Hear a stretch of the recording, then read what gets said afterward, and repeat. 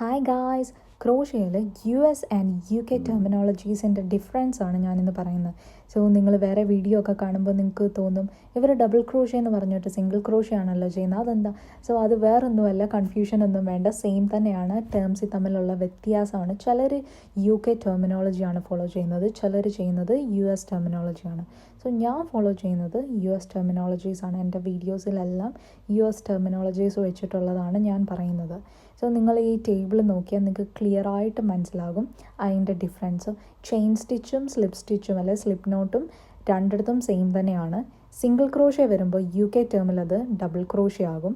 Half double ക്രോഷ്യനെ half triple crochet എന്നും, double ക്രോഷ്യനെ ട്രിപ്പിൾ ക്രോഷ്യ എന്നും, ട്രിപ്പിൾ ക്രോഷ്യനെ ഡബിൾ ട്രിപ്പിൾ ക്രോഷ്യ എന്നുമാണ് പറയുന്നത്.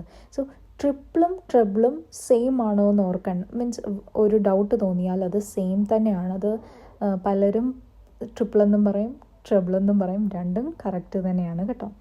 ആൻഡ് ഇനി ഇതിൻ്റെ ബ്രാക്കറ്റിൽ ഞാൻ ഇതിൻ്റെ ഷോർട്ട് ഫോംസ് യൂസ് ചെയ്തിട്ടുണ്ട്. ഞാൻ ഇനി അപ്കമിങ് വീഡിയോസിലൊക്കെ ഇതിന് 2CH അല്ലെങ്കിൽ 3SC എന്നൊക്കെ പറയുമ്പോൾ നിങ്ങൾക്ക് മനസ്സിലാകാം അതിനകത്ത് രണ്ട് സിംഗിൾ ക്രോഷ്യ ചെയ്യണമെന്ന്. സോ ആ ഷോർട്ട് ഫോംസ് നിങ്ങളത് മനസ്സിലാക്കി വെക്കണം. സോ നിങ്ങൾക്കത് എവിടെയും കണ്ടാലും നിങ്ങൾക്കത് എന്താണെന്ന് പെട്ടെന്ന് ക്ലിക്കാകും. സോ ചെയിൻ സ്റ്റിച്ചിനെ CH എന്നും, സ്ലിപ്പ് സ്റ്റിച്ചിനെ SLST എന്നും, സിംഗിൾ ക്രോഷ്യനെ SC, ഹാഫ് ഡബിൾ ക്രോഷ്യനെ HTC, ഡബിൾ ക്രോഷ്യനെ DC, ട്രിപ്പിൾ ക്രോഷ്യനെ TR. സിമ്പിളാണ്. ഓക്കെ, എല്ലാവരും ഇത് മനസ്സിലാക്കി വെക്കുക. Thank U.